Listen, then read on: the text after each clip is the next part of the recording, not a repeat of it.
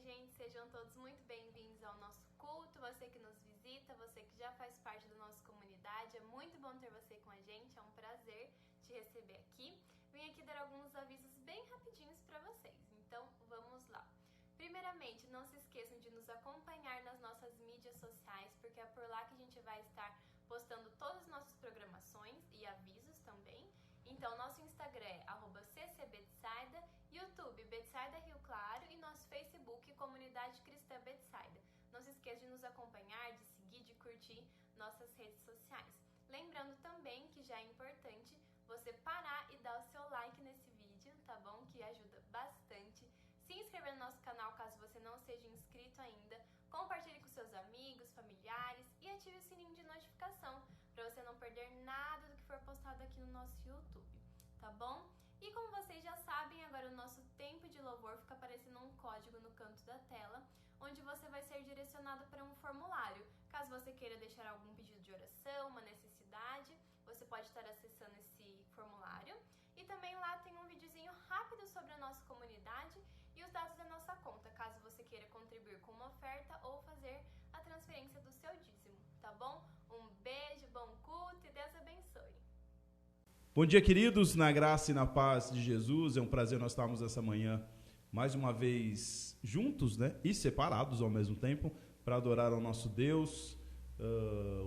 O tempo vai passando e a gente sabe que em breve, né, a gente vai poder estar junto de novo.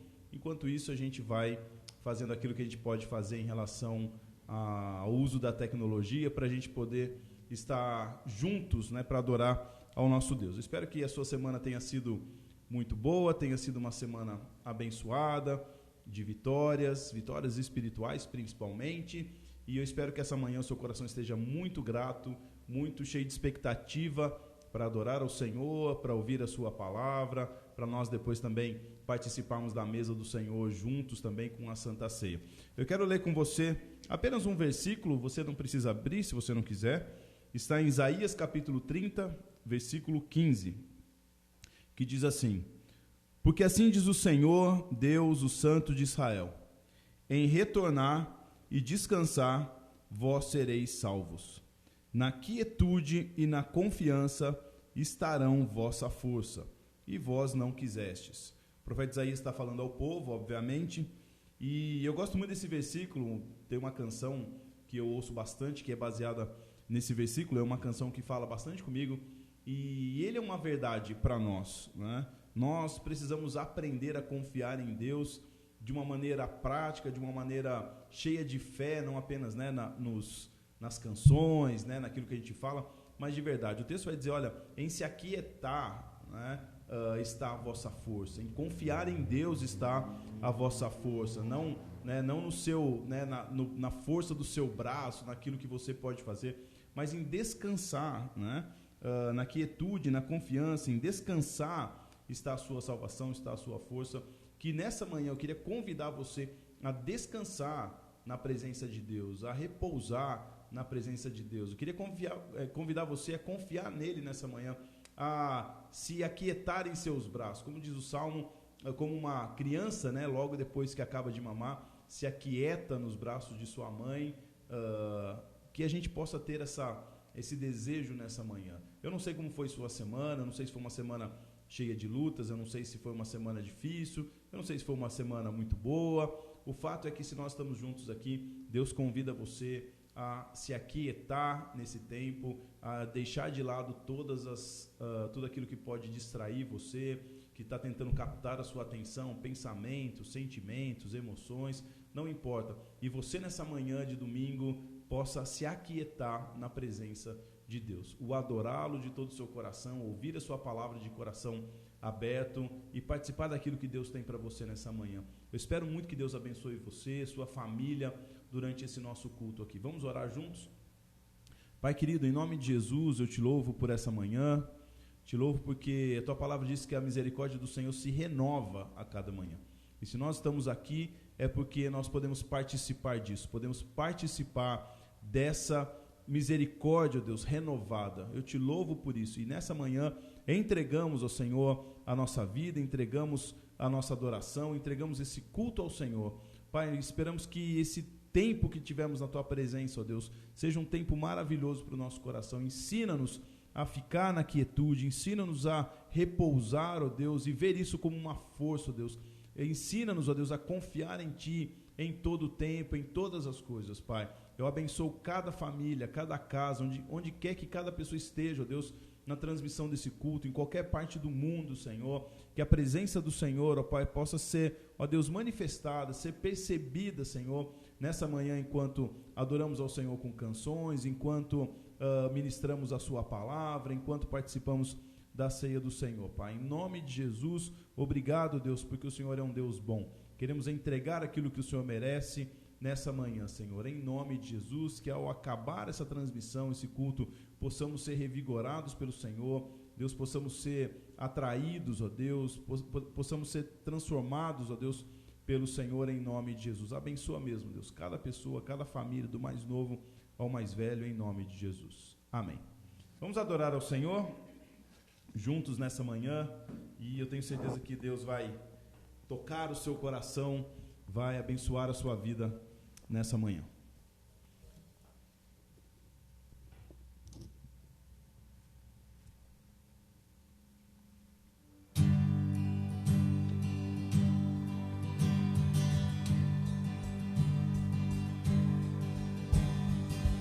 Quem sou eu para que o grande Rei me receba?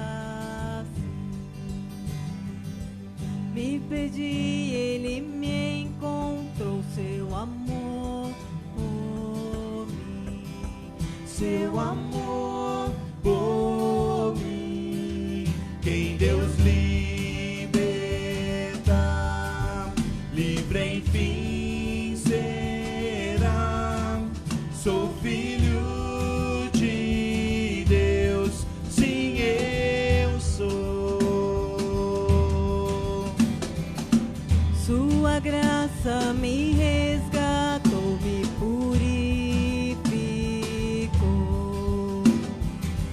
Quando eu era um pecador e morreu por mim, sim, morreu por mim.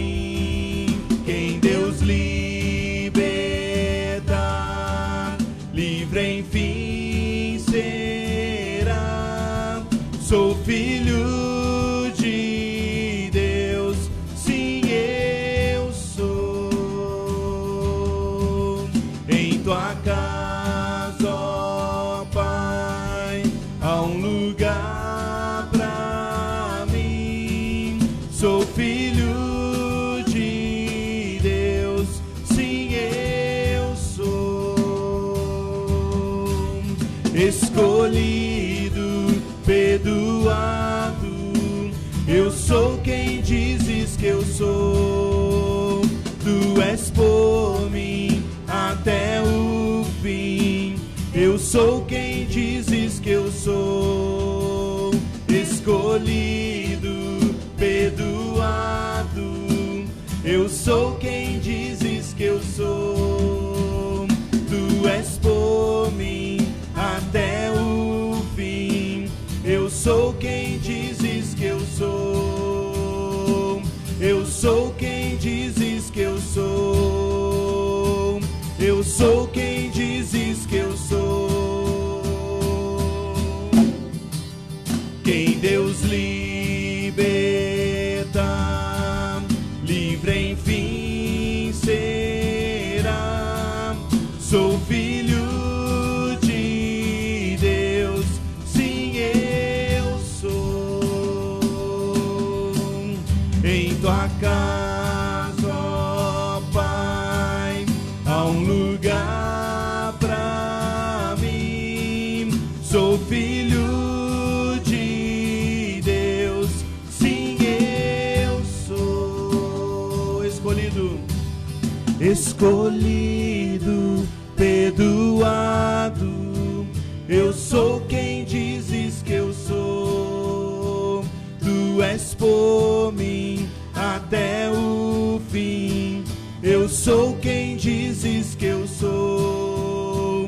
Escolhido, perdoado, eu sou quem dizes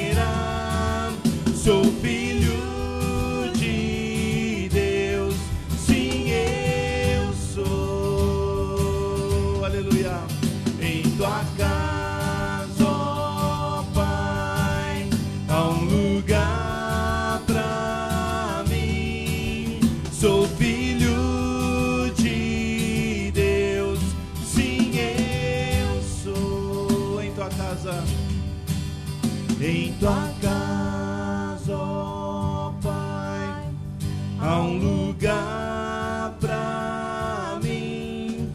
Sou filho de Deus, sim, eu sou. Aleluia.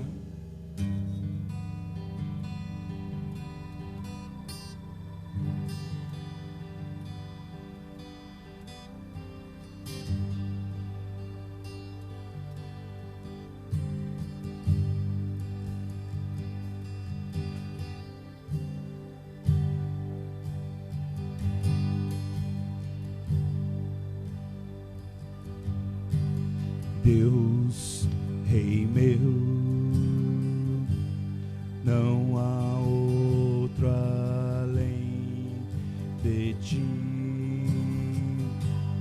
outra voz que me faça andar. Escolho te pertencer.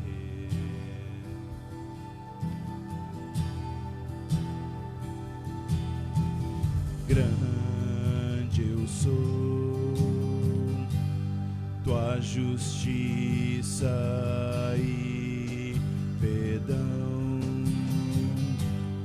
aliviam os corações com chuvas de paz.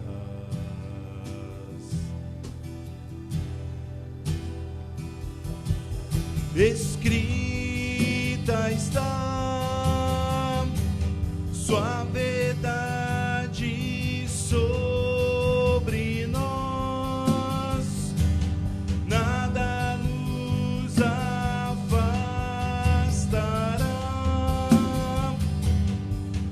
do teu querer.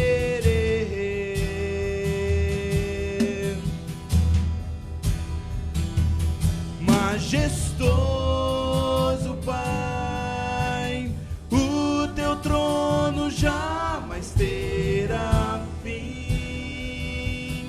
Tens tudo que sou, toda a criação pertence a ti. Vivemos para coroar o Rei. Aleluia, majestoso, majestoso Pai, o teu trono jamais terá fim. Tens tudo que sou, toda a criação pertence a ti.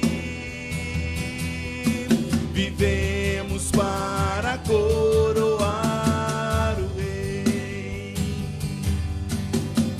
Majestoso, majestoso Pai, o teu trono jamais terá fim. Aleluia. Tens tudo que sou, toda a criação pertence a ti. Vivemos para coroar o Rei.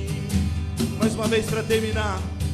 Majestoso, majestoso Pai, o teu trono jamais terá fim, jamais.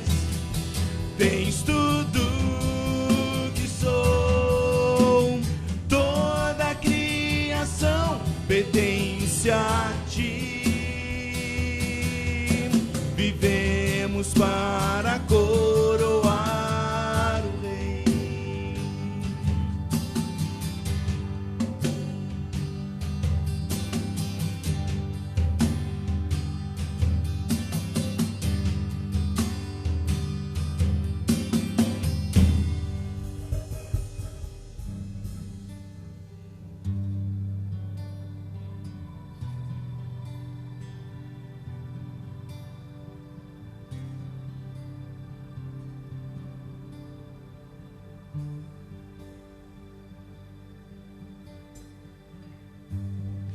está conosco, andar entre nós, Senhor. Tu sabes quem somos e que precisamos de Ti. Vem estar conosco,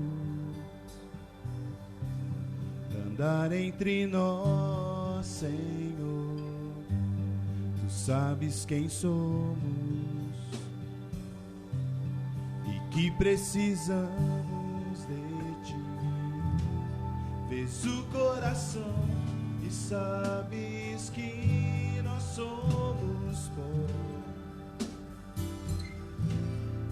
Tu nos criastes e em Ti iremos confiar. Vem, Senhor, vem, Senhor, vem, Senhor, vem, Senhor,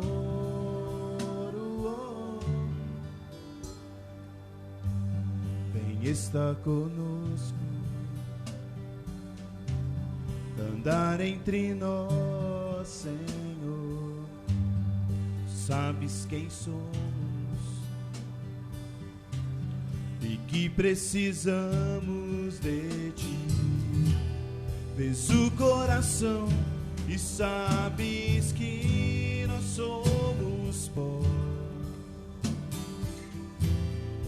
Tu nos criastes e em Ti iremos confiar. Vem, Senhor, vem, Senhor, vem, Senhor, vem, Senhor, vem, Senhor, vem, Senhor, vem, Senhor, vem, Senhor.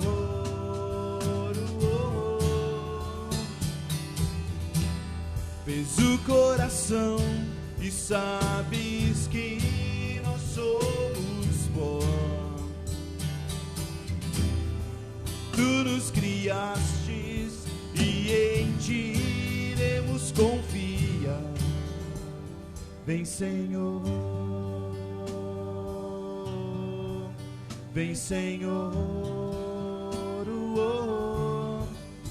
vem, Senhor, vem, Senhor.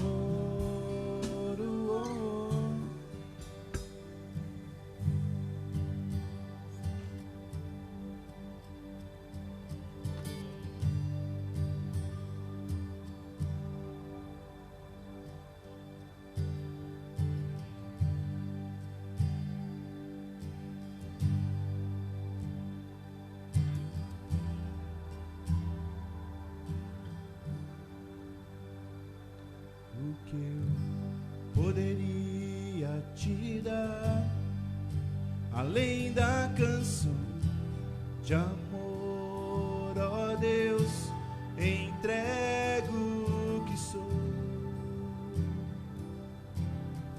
em oferta de amor.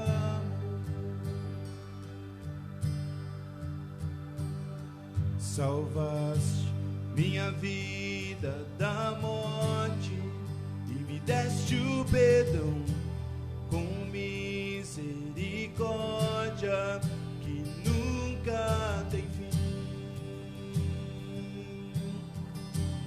Amaste a mim. O que eu poderia Te dar, além da canção de amor, ó Deus, entrego o que sou em oferta de amor. Salvaste minha vida da morte e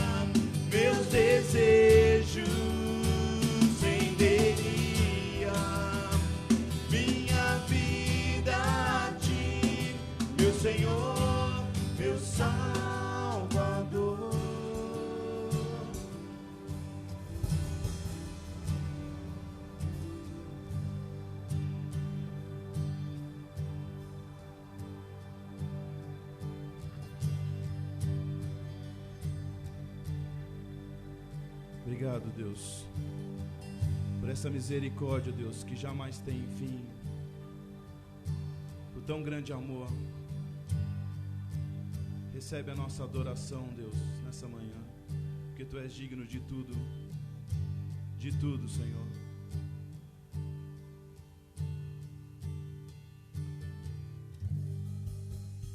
Amém.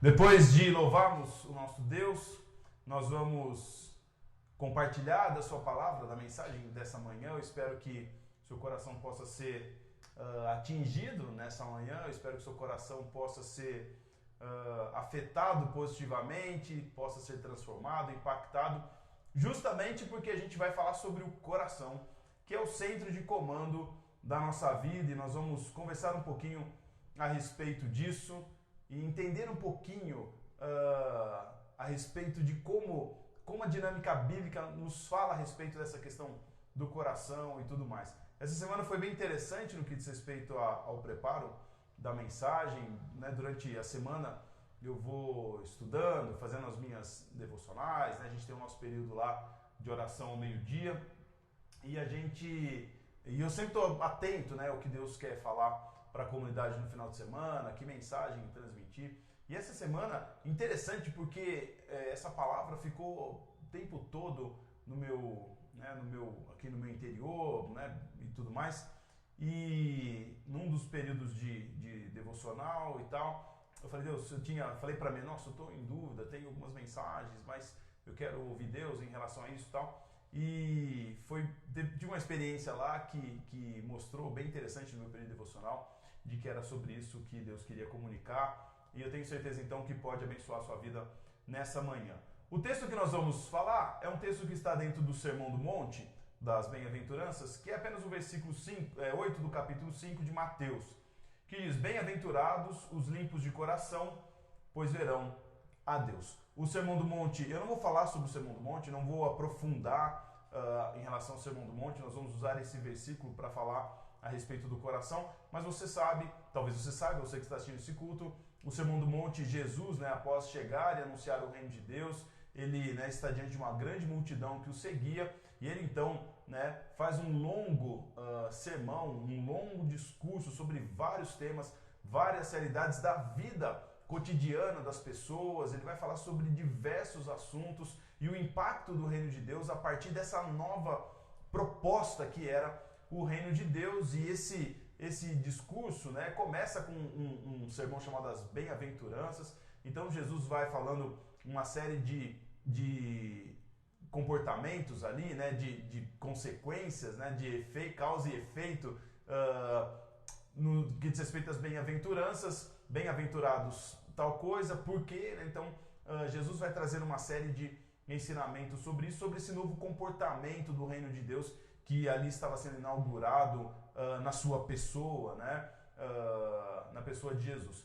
Então o texto está dentro desse contexto, ok? E como eu disse, não vou aprofundar, o estudo não é sobre o Sermão do Monte, nem as bem-aventuranças, mas especificamente usar esse versículo para a gente refletir a respeito do coração. Vamos falar sobre o coração essa manhã, né?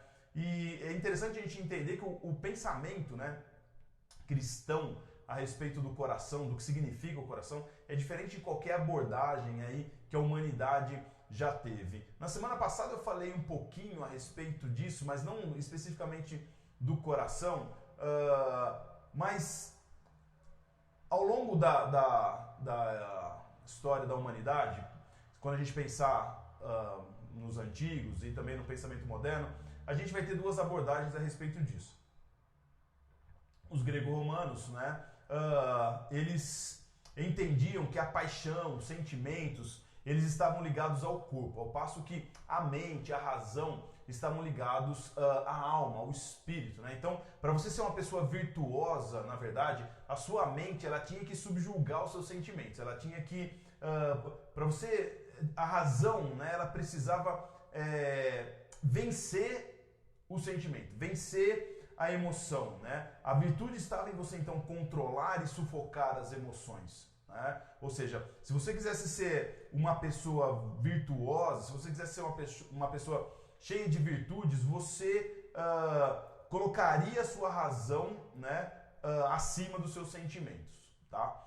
E interessante, né? Os antigos eles colocavam a razão e o sentimento em conflitos, obviamente. Se a razão precisava ser mais importante, sufocar, esmagar o sentimento, obviamente que esses dois elementos estavam em conflito, né? O objetivo era, para você se tornar uma pessoa virtuosa, era que a sua mente pudesse dominar assim, né? E diminuir o máximo possível os sentimentos. Já o pensamento moderno, ele inverteu isso. Né? A gente vive o que a gente pode chamar, o que o Charles Taylor vai chamar de era da autenticidade. Ou seja, você olha para os seus sentimentos, para os seus desejos e sonhos mais profundos e o que você faz? Você tenta os completar, você tenta satisfazer isso, você tenta responder a isso, né? O pensamento moderno, então, ele vai fazer exatamente a mesma coisa que o pensamento antigo, simplesmente de maneira inversa, né? O pensamento antigo suprimia o sentimento, né? Por causa da razão. O pensamento moderno, ele acaba muitas vezes suprimindo a razão em razão do sentimento. O importante é sentir, né? O sentimento é o seu verdadeiro eu, né?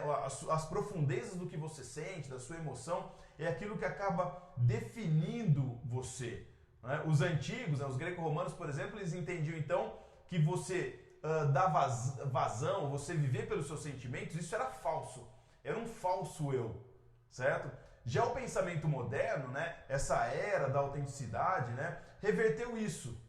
Você acaba, o seu eu é definido, né, o seu falso eu é definido pelas coisas que são racionais, né, simplesmente lógicas, porque a vida é emoção. Então, a gente reverte isso, né, se lá a gente aprisionava o sentimento pela razão, hoje a gente vive aí, né, o livre sou, né, como diz a canção lá do desenho. Ou seja, a humanidade sempre colocou, a gente pode perceber isso, que a humanidade sempre colocou, então, em choque, né, ou em conflito a mente e o sentimento, certo?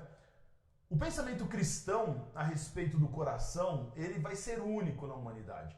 Talvez a tendência que você tem aqui de pensar seja assim, muito bem, então o pensamento cristão é aquele que vem e traz equilíbrio entre a razão e a emoção. Na verdade, o pensamento cristão a respeito do coração, de como a gente gerencia todas essas coisas, ele não é um meio termo, ele é algo totalmente diferente. Ele tem uma abordagem, ele tem uma interpretação e uma visão diferente dessas coisas, tá?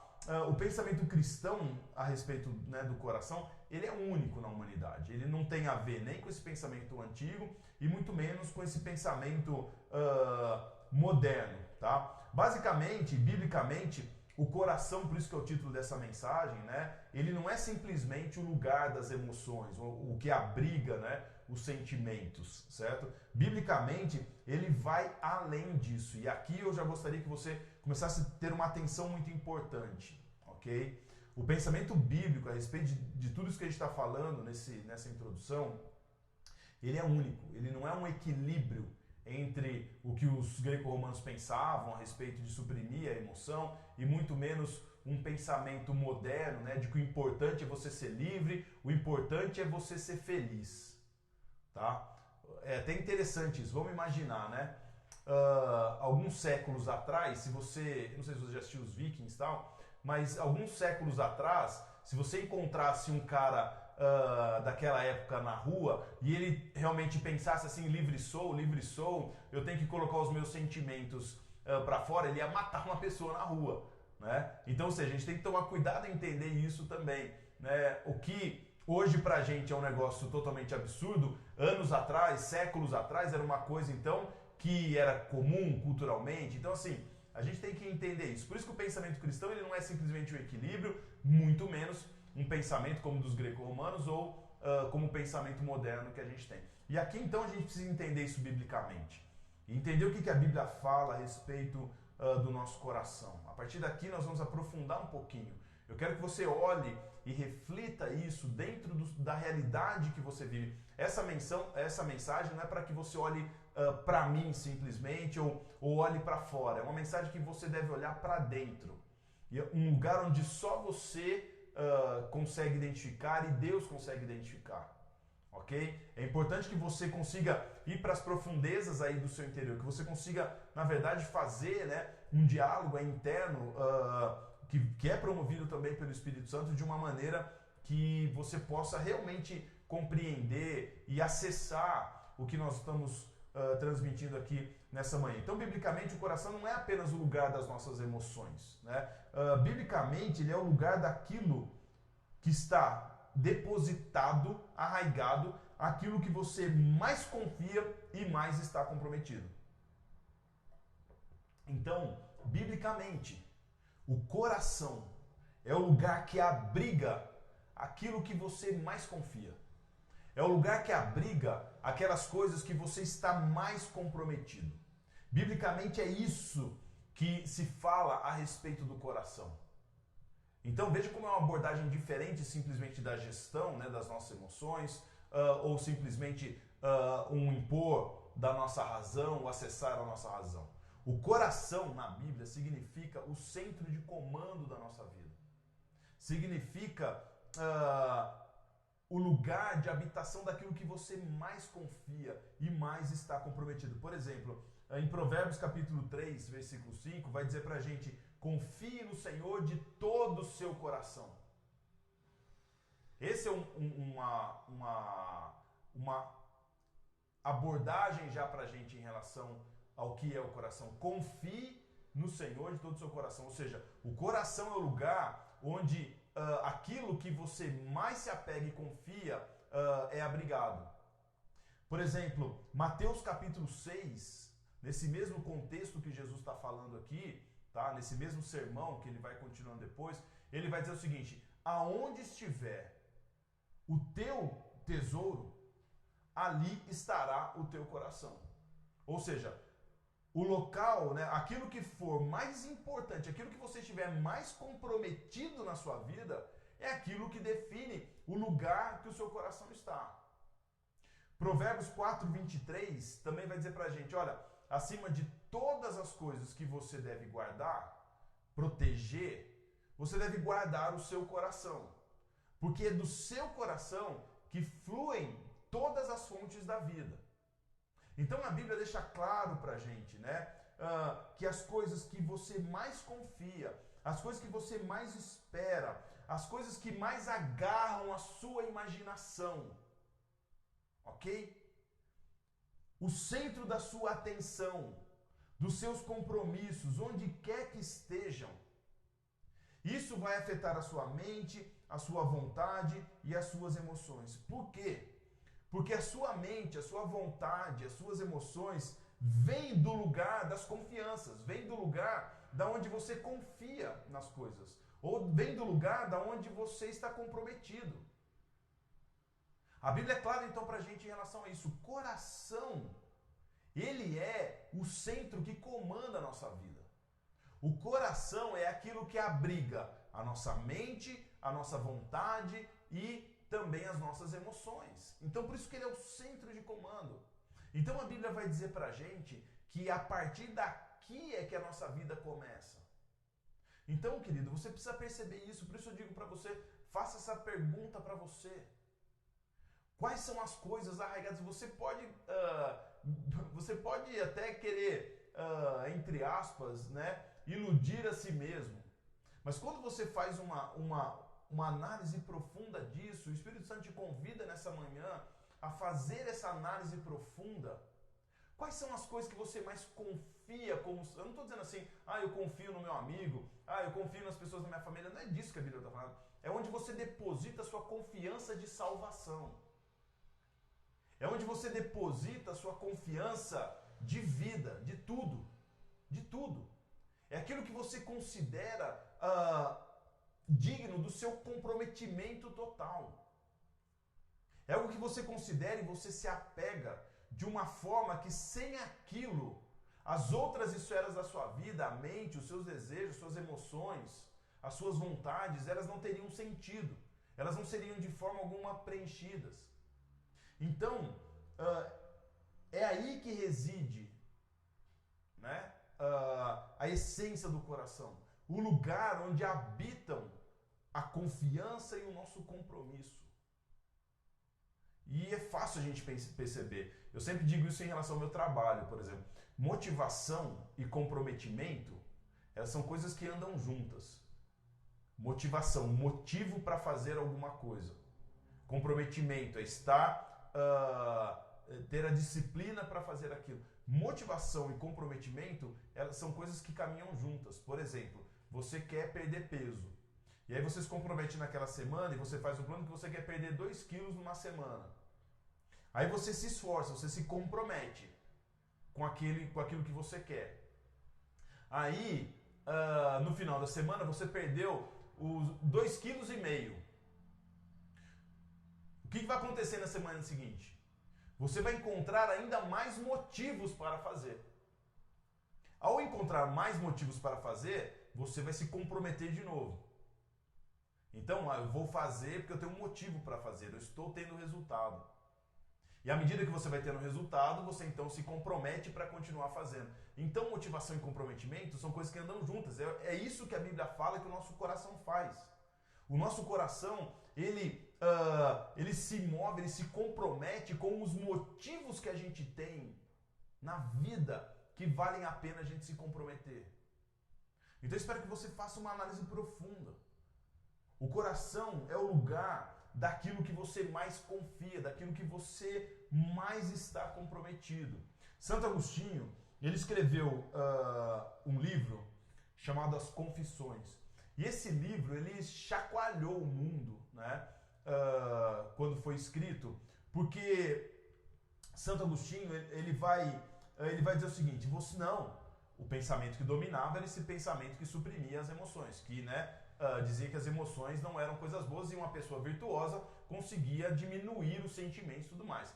E ele escreve um livro, então, chamado As Confissões, e ele vai dizer assim, não, as emoções, né, você não esmaga as suas emoções, você não ignora as suas emoções, muito pelo contrário, você libera, né, muito pelo contrário, você também não libera as suas emoções, expressa todas as suas emoções, é o que você tem desejo, a sua emoção, você também não faz isso. Ou seja, ele está dizendo o seguinte, você não pensa como os greco-romanos, né, de que o sentimento é algo ruim, que está ligado ao corpo, o importante mesmo é a razão, mas você também não pega e vai para o outro extremo dizendo que o importante é eu ser feliz, né, livre sou, faço o que eu quero da vida, porque afinal de contas eu tenho direito. Eu falo, não, você não faz isso. Você garimpa os seus sentimentos, você garimpa o que está no seu coração. Você garimpa o que está no seu interior, você filtra isso e você redireciona isso a Deus. Você redireciona isso a Deus. Então, aquilo que nós sentimos, aquilo que nós queremos, aquilo que desejamos, aquilo que nós esperamos, aquilo que nós estamos totalmente comprometidos, elas passam por um filtro que, no nosso caso, pode ser a palavra de Deus. E depois disso, depois de passar por esse filtro, elas são redirecionadas de novo a Deus. Afinal de contas, Deus nos criou também com as nossas emoções, também com com os nossos sentimentos. Então, se Deus nos criou assim, né, nós somos feitos à imagem e semelhança de Deus. Só que, uma época isso foi totalmente reprimido e vivemos uma época onde isso somente é importante. Então, o Santo Agostinho vai falar assim, não, nenhuma coisa nem outra. Nós precisamos filtrar isso e redirecionar, né, reconduzir o nosso coração a esse centro de confiança e comprometimento para Deus. Então, ou seja, obviamente as emoções fazem parte de nós, elas têm a sua importância. Então, o fato aqui é, o que você realmente ama? E aqui eu não estou falando de amor, sentimento. Eu amo minha família, eu não estou dizendo isso. Não estou dizendo sentimento, o amor num sentido, né, sentimental, emocional. O que de verdade, o que realmente é aquilo que você mais confia na vida? Aonde você está arraigado, aonde você está preso?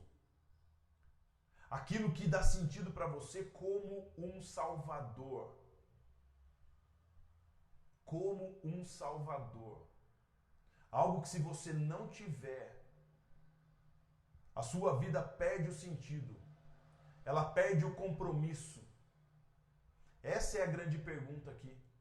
O que você mais ama? Ao que você está mais arraigado?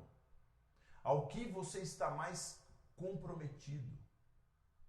Tem uma palavra, né, que assim, eu tenho questionado bastante, porque muitas vezes ela não é usada no sentido correto da questão. Mas hoje cristãos, músicas, né, e tudo mais, falam muito a minha identidade, porque a minha identidade, não sei o quê. E falar de identidade é falar de quem você é. Né? E as canções são feitas, e a gente fala de identidade, a gente fala a respeito disso, né? O fato é que não são as suas crenças simplesmente que definem, né, quem você verdadeiramente é, mas é aquilo que o seu coração mais ama, a ponto de ser um salvador para você. A ponto de ser um salvador para você. Vou dar um exemplo para que você possa entender o que eu estou dizendo. E essa foi uma das coisas, refletindo essa semana, que mais assim impactaram meu coração, né? Inclusive eu estou lendo um livro, na verdade eu estou degustando um livro chamado Pregação. É um livro voltado para essa área, né, de pregação e tudo mais. E lá o autor ele fala alguma coisa sobre isso. Isso realmente fez muito sentido para mim ao pastorear as pessoas, ao conversar com as pessoas, ao lidar com muitas pessoas, inclusive, né, de igreja, não cristãs, enfim. E esse exemplo eu quero dar para você. Então, só relembrando, a sua identidade não é definida simplesmente pelo que você acredita, pelo que você, né, assina embaixo, não. Ela é definida por aquilo que você mais ama. Você é aquilo que você ama. Você é aquilo a qual você está comprometido no centro do seu coração. De algo que você depende. Vamos então dar esse exemplo. Quantas vezes você talvez já ouviu, eu estou dizendo que eu já falei isso, eu já lidei com essa situação na minha própria vida ao longo da minha vida cristã, né? Você pode dizer assim, eu acredito em Deus. Deus é isso para mim, Deus é aquilo, mas o seu coração está baseado totalmente em outra coisa. Ele está comprometido totalmente com outra coisa. Seu coração, de fato, confirma, quando você olha para dentro, o seu coração de fato confirma que aquilo a que você se apega é uma verdade. Mas a sua mente, ela fica falando assim para você, não, eu não confio nisso. Eu não dependo disso, não. Eu dependo de Deus. Eu dependo, né, da minha fé em Jesus para minha salvação. Eu sei que a minha salvação é só por Jesus. Eu sei que a minha salvação ela é um presente de Deus. Eu acredito nisso. Mas o seu coração, se você investigar, não é isso que acontece. Se você é um cristão genuíno e que se aprofunda na palavra de Deus e que tenta viver uma vida com Deus, eu tenho certeza absoluta que você já passou por isso. Se você investigar no seu coração, você já passou por isso. Você vai dizer assim, não, eu acredito que Deus pode me suprir em qualquer momento.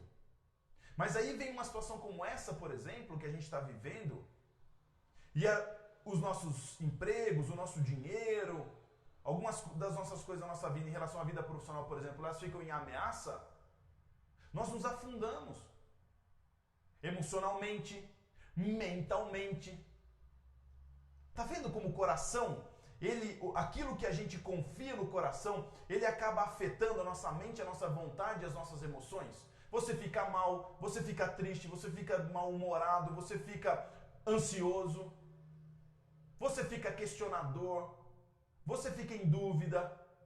Então, o que está acontecendo aqui? Apesar de você dizer assim, não, eu acredito em Deus, a sua razão de dizer isso, o centro de comando da sua vida não é Deus.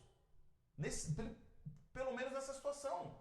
Você acredita que de verdade o seu trabalho, o seu dinheiro, o seu esforço é que faz com que algo na sua vida seja salvo. Ao ponto que se isso é afetado, isso afeta a sua emoção, isso afeta a sua mente, isso afeta a sua vontade.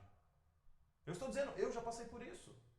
Talvez fazendo esse reflexo, essa reflexão durante essa semana, e principalmente no dia do feriado, na quinta-feira, isso foi profundamente arraigado e refletido por mim.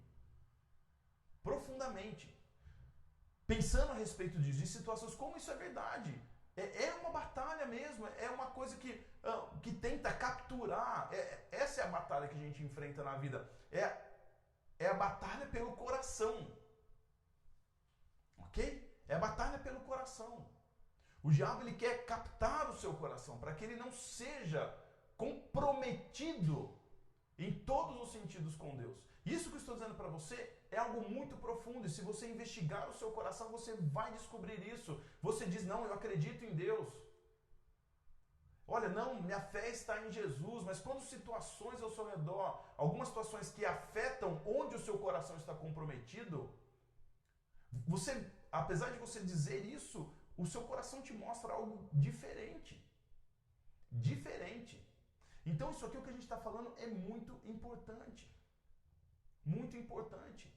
Se o dinheiro, Jesus vai falar lá, já citei, Mateus capítulo 6, né? Se o teu tesouro está onde o seu coração, o teu coração estará onde está o teu tesouro. Pensando nessa parte, por exemplo, de dinheiro, né? Se o seu coração, o seu compromisso está com aquilo que você tem, ou com aquilo que você não tem, mas gostaria de ter, ok?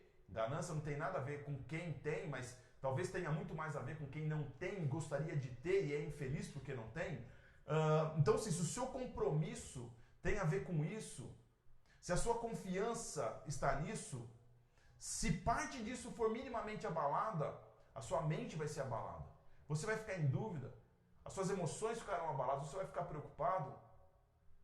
E aqui eu trago uma palavra, inclusive profética.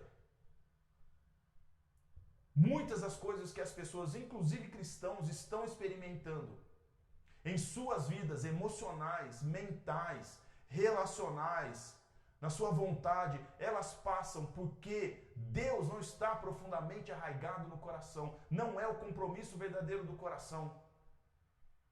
Se você tiver coragem nessa manhã de aprofundar no que eu estou dizendo para você, eu tenho certeza que essa mensagem pode ser libertadora para você. Libertadora.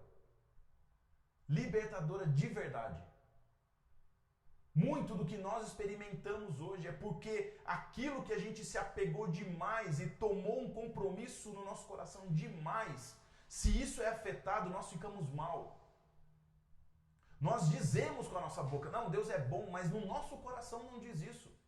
O nosso coração afeta a nossa vontade, afeta a nossa saúde, afeta os nossos relacionamentos, afeta o nosso humor, afeta as nossas emoções. E eu não tenho dúvida disso. Afirmo isso profeticamente, se a gente pode chamar dessa maneira.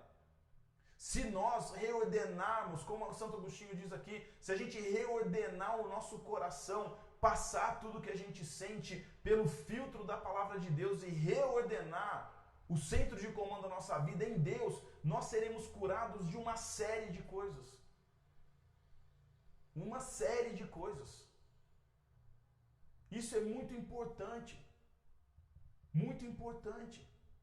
Como eu falei no Café com Bíblia essa semana, como seria se você tivesse coragem de viver, amplamente com os seus desejos supridos do jeito que Deus espera, como a gente estudou lá em Romanos capítulo 1. Então, essa é a primeira coisa que a gente precisa entender. O coração, ele é o centro daquilo que nós mais amamos. E isso afeta a nossa mente, a nossa vontade e também as nossas emoções. Ok? Então, a abordagem do coração, ela não é nem como uma abordagem antiga que suprime as emoções e muito menos a abordagem moderna, onde o sentimento é tudo. Então, vamos aprofundar um pouquinho mais. O que é importante a gente perceber aqui? Jesus vai falar, bem-aventurados os limpos de coração. Vamos tratar a respeito disso, limpos de coração. O coração, então, ele é esse centro que abriga, né, aquilo que a gente mais ama, e ele é composto sim pela vontade, ele afeta sim a vontade, a mente e também as emoções, né? O Evangelho, né, vai dizer pra gente que o interesse de Jesus é o coração. É isso.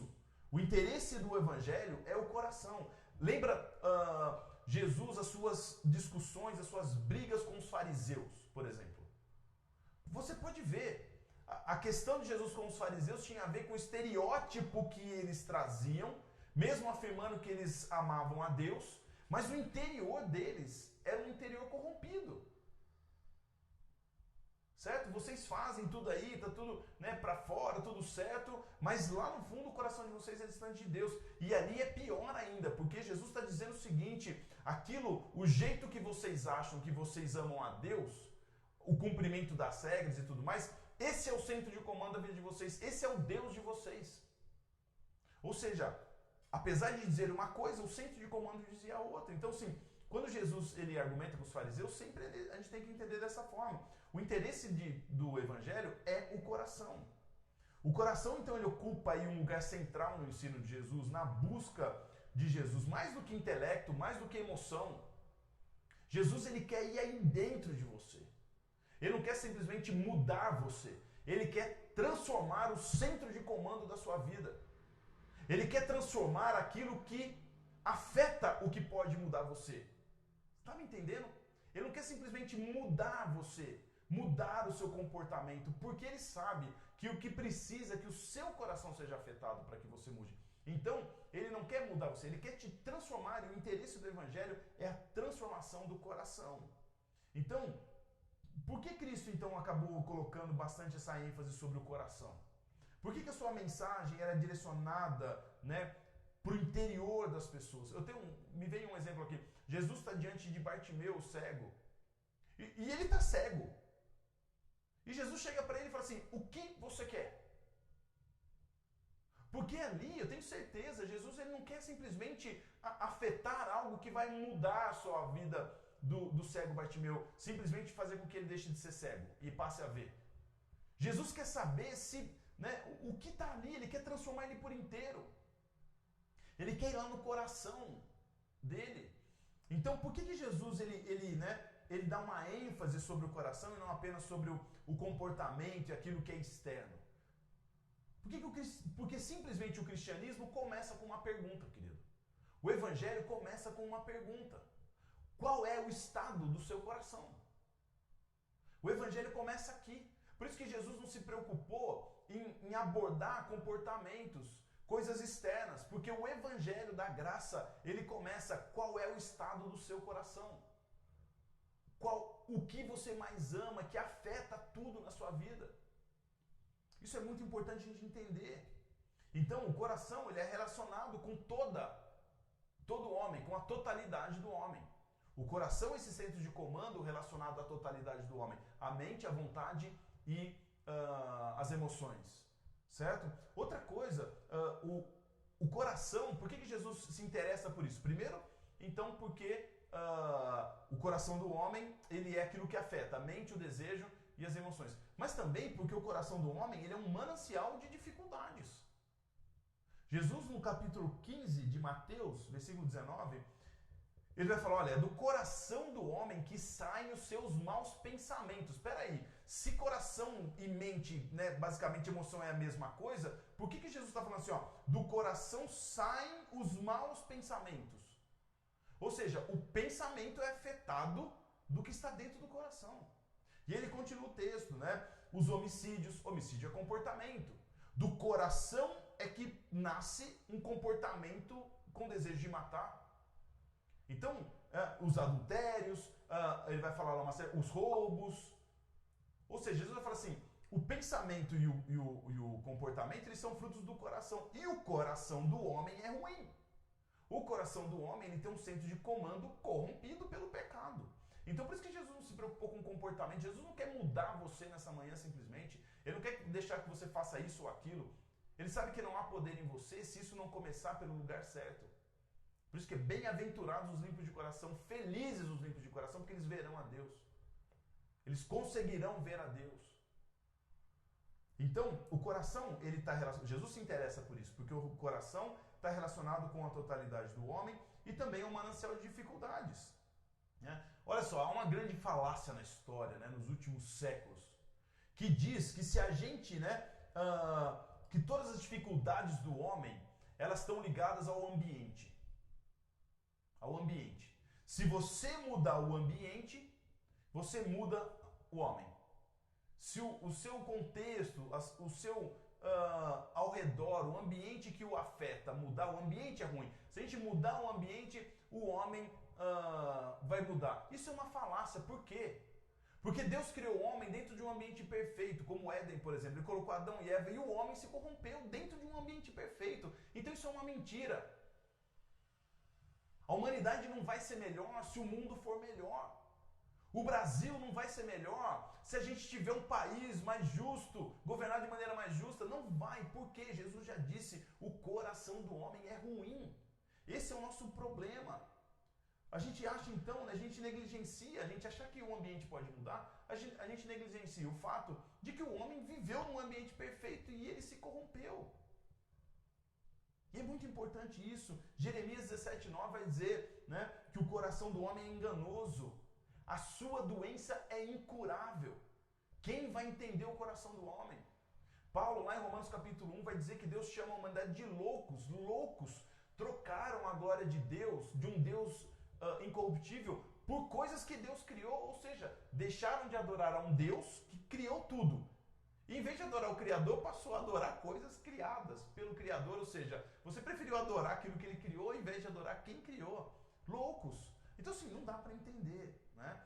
E Jesus vai falar também a respeito dos limpos de coração. Então nós falamos do coração, ok? Por isso que Jesus se interessa, o Evangelho começa com essa pergunta: qual é o estado do seu coração hoje, querido? Qual é o centro de comando da sua vida? Como é que está? Aonde ele está arraigado? Você vai perceber quando você enfrentar dificuldades, quando você enfrentar adversidades, você vai perceber quando você enfrentar algum tipo de desafio na sua vida, você vai ver onde está o seu coração. Quem tem acompanhado a gente tem visto eu falar a respeito disso. Permaneçam firmes na palavra do Senhor, confiem na palavra do Senhor. A palavra do Senhor diz isso, diz isso, diz isso. Então, se a gente não se firmar naquilo que é de Deus, a gente vai levantar outro Deus para o nosso coração, outras coisas para a gente se apegar, ok? Então, Jesus vai falar então para a gente, bem-aventurados limpos. Vamos tratar um pouquinho disso agora, né? Moçada, o homem é a antítese disso, né? Tem uma coisa que nada mais distante de Deus do que o homem na sua esfera aí natural, né? O que o Evangelho se propõe a fazer dentro desse contexto, então, é tirar o homem desse abismo que ele está, perdido, arraigado com o seu coração, e nos levar até Deus. É isso que o Evangelho faz. Ele começa pelo coração. Ele começa com essa pergunta: qual o estado do coração? Jesus, ele se interessa por isso, em transformação, não só mudança. E aí, para esse processo, né, de nos tornarmos limpos de coração. Limpos, certo? Ou seja, o que significa ser limpo de coração? Né? É ter tudo visível, nada escondido. Isso significa também você estar destituído de contaminação. Um coração limpo, o que Jesus quer fazer? Ele quer tirar, né, nesse centro de comando, deixar ele destituído de qualquer contaminação, não ter nada escondido nele. É isso que ele quer dizer. Limpos de coração, então, né, significa ter um coração não dividido. Bem-aventurado os que não têm um coração dividido, onde o seu centro de comando tem a ver com o Evangelho, tem a ver com Deus, porque esses verão a Deus. Então, ser limpo de coração é nós sermos na totalidade do nosso ser, mente, vontade e emoções, né, donos de um amor não dividido. Donos de um amor não dividido. Considerando Deus o nosso maior bem. Considerando o coração como abrigo de um lugar, de um amor que apenas se preocupa em valorizar Deus. Isso é ser limpo de coração. Essa é a obra que Jesus quer fazer. Ele quer purificar, lhe tirar toda a contaminação. Ele quer fazer com que não tenha nada escondido aí. E Ele quer nos encher com um amor que simplesmente nos direcione, reordene as nossas coisas na vida a partir de um coração que simplesmente se preocupa com Deus. Simplesmente se preocupa com Deus. Como que a gente pode se tornar limpo de coração? Por exemplo, na Idade Média nós tivemos aí o monasticismo, né? Então as pessoas, né, eles iam para os monastérios, viviam uma vida puritana, né? Ou seja, afastada do mundo, porque eles entendiam que eles precisavam se excluir do mundo para que pudessem então se purificar. Fracasso. Fracasso. Por quê? Porque a impureza, segundo a palavra de Deus, ela não está fora, ela está dentro de nós. Então a gente leva ela para qualquer lugar.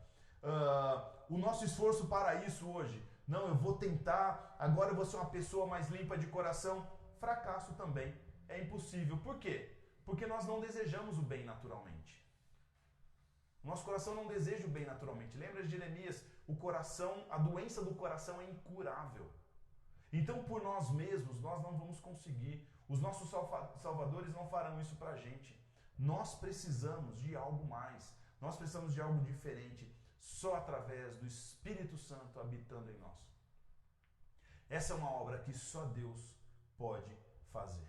Isso é uma obra da graça. Você precisa permitir que Deus faça isso. Filipenses capítulo 2, versículo 13 vai dizer: é Deus quem opera em vocês, tanto o querer quanto o realizar. Você precisa intencionalmente desenvolver a sua salvação. E aí eu digo para você, o fruto do Espírito, o resultado de quem tem o coração arraigado em Deus é amor, alegria, paz, mansidão, longanimidade, fidelidade, domínio próprio. É assim que você avalia se você realmente está sendo conduzido por Deus. O resultado da sua vida são essas coisas: amor, alegria, mansidão, domínio próprio, autocontrole. É aí que você, não é se você diz assim, eu acredito em Deus. Não, o fruto, o resultado do Espírito é esse. E aí Paulo, nesse mesmo texto em Gálatas 5, ele vai dizer: se vocês tenderem ao Espírito, vocês não vão fazer o desejo, né, da carne. Então, ou seja, como que a gente pode ser limpo de coração? A gente precisa intencionalmente, certo? Intencionalmente permitir que essa graça de Deus, que Ele venha, né, e purifique o nosso coração.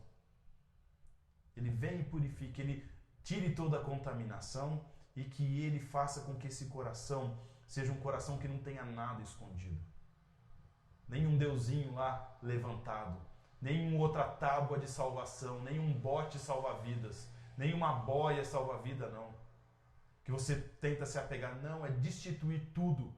Um coração destituído de impureza, de contaminação. É isso que Deus quer fazer. É assim que você se torna um limpo de coração. Colossenses capítulo 3, versículo 5 vai dizer assim pra gente. Paulo vai dizer: façam morrer toda a natureza humana de vocês. Toda a natureza terrena de vocês. Nessa manhã, Jesus quer aprofundar aí dentro do seu coração. Talvez você seja uma dessas pessoas que diz: mas eu creio em Deus. Mas o centro de comando do seu coração diz outra coisa. Está apegado a pessoas, a sistemas, ao dinheiro, ao emprego, à carreira, ao sucesso, seja o que for. Apesar de você dizer: eu creio em Deus. Concluindo, eu e você somos pessoas sujeitas ao desgaste do tempo, não é? Mas um dia nós veremos a Deus, é o que o texto diz pra gente. Felizes os limpos de coração, porque eles verão a Deus. Tudo isso aqui, ó, vai acabar. Um dia ressuscitaremos com Jesus. Se com Ele morremos, com Ele viveremos. A Bíblia vai dizer. Um dia, isso aqui, ó, vai morrer. Somos pessoas, né, que estamos aí sujeitas ao desgaste do tempo. Mas a Bíblia diz aqui pra gente, em Mateus, que os limpos de coração verão a Deus. Por quê? Não é fora que está algo importante. Não é nada fora que vai nos salvar. Mas é aquela obra de Cristo que por um momento teve o seu coração sujo e manchado pelo meu e o seu pecado. Mas que depois, porque não tinha pecado, Deus purificou o seu coração, lavou o seu coração, deu a posição dele mais alta e disse: por meio do meu filho, eu trarei vitória para aqueles que querem ser limpos de coração. O meu filho será aquele que vai purificar o coração de vocês. Você está preparado para esse encontro? Se esse encontro fosse hoje, seu coração estaria vendo a Deus? Você estaria vendo, estaria diante de Deus? Seu coração estaria puro para que você pudesse ver a Deus? Será que você está vendo Deus no nosso mundo hoje? Será que tantas coisas estão embaçando a sua vista que você não consegue enxergar Deus? Em tantas situações que você diz que você acredita em Deus, mas quando situações adversas se levantam, você não consegue enxergá-lo. Salmo 24, versículos 3 e 4 vai dizer: quem poderá entrar no santo lugar do Senhor? Aquele que é limpo de mãos e puro de coração. Que Deus te abençoe nessa manhã, quero orar com você. Pai, essa mensagem é profunda para o nosso coração. Essa mensagem é poderosa, Deus, para o nosso coração. Que ela possa trazer as reflexões, ó Deus. Eu peço que o Teu Santo Espírito nessa manhã seja uma água purificadora. Seja, ó Deus, uma água que vem limpar toda a contaminação do coração. Possa vir, ó Deus, fazer com que o coração seja totalmente claro, sem nada escondido. Deus, mais, ó Deus, eu quero pedir que o Senhor traga mais compreensão dessa mensagem. Que ela possa repousar, ó Deus, profundamente, que ela possa ser digerida, que ela possa ser, ó Deus, um alimento para a semana, Pai. Que a gente possa, Deus, ter coragem para encará-la, para poder ver, ó Deus, nela o quanto ela pode nos transformar.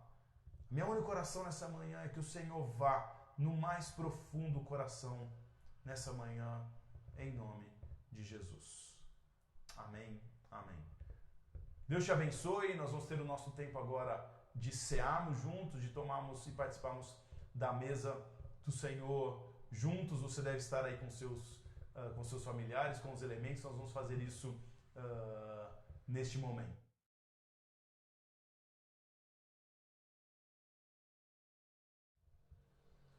E é um prazer a gente fazer isso juntos, né? Como povo de Deus.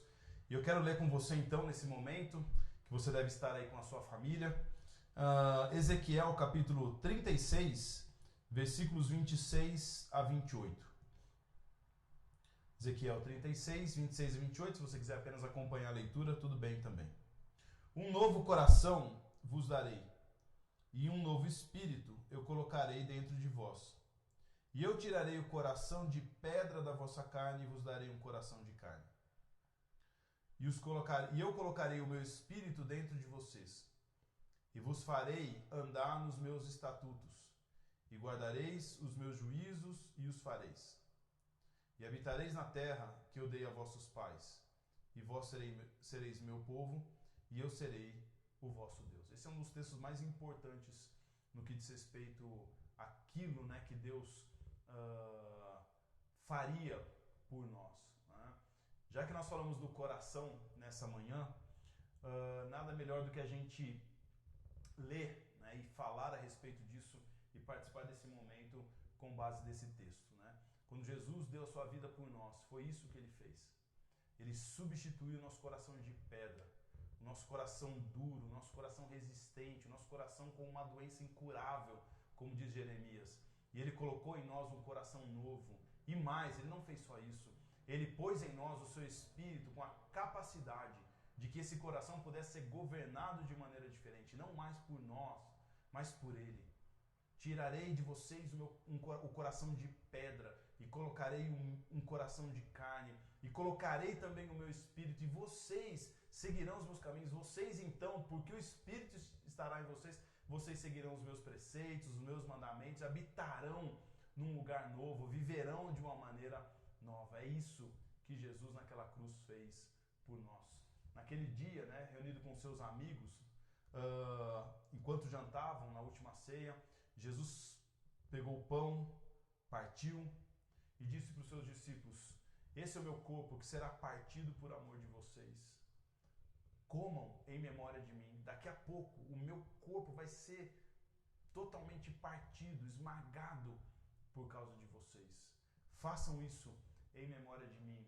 Da mesma maneira, passava o cálice do vinho pela mesa, ele tomou o cálice, agradeceu a Deus, o Pai, e disse: esse cálice é o cálice da nova aliança, o sangue, ele representa o sangue que, além do meu corpo partido por vocês, será derramado por amor de vocês. Eu já não chamo vocês de servos, vocês são os meus amigos. E até por um amigo, né, alguém daria sua vida, mas eu também não vou dar a vida apenas por vocês, mas pelos inimigos também. Eu daria a minha vida como oferta para que vocês possam receber esse novo coração. E ele vai dizer: façam isso em memória de mim. Ou seja, sempre que vocês comerem do pão, beberem do cálice, vocês anunciam a minha morte. O que a gente faz nesse momento é anunciar a morte de Jesus.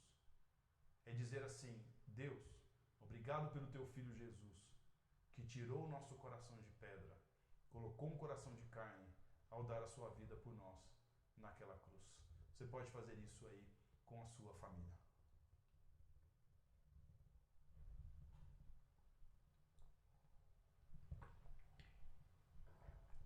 Senhor, nós te agradecemos por mais um culto. E nesse momento te agradecemos pela obra de Cristo, que tirou o nosso coração de pedra, colocou um coração de carne e mais, colocou o teu Espírito em nós. Nós te agradecemos, anunciamos a tua morte, Jesus. Sabemos que, porque o Senhor morreu e deu sua vida por nós e ressuscitou, nós podemos viver para uma nova esperança. Viver, ó Deus, não mais governado pelo nosso coração, mas, ó Deus, governado por algo que está dentro de nós, que vem do Senhor. Pai, que o nosso coração seja esse coração de carne que o Senhor colocou, não mais um coração de pedra. Não mais um coração, ó Deus, tentado, Senhor, a viver e levantar novos deuses, mas um coração, Senhor, que comanda a nossa mente, que comanda a nossa vontade, o nosso desejo, as nossas emoções, comanda tudo em nossa vida, dizendo: o Senhor é o único Salvador, o Senhor é bom, Deus é bom o tempo todo e Ele jamais falha. Obrigado, Deus, obrigado por esse culto, obrigado por cada família. Deus, eu abençoo cada família da nossa comunidade, cada pessoa, Deus, que nos acompanha nesses cultos online, em todas as partes do mundo. Eu abençoo cada um, que essa palavra, Deus, que esse momento chegue ao coração para a honra e glória do Senhor Jesus. Amém, amém. Deus te abençoe, querido. Uma excelente semana para você, na graça e na paz de Jesus.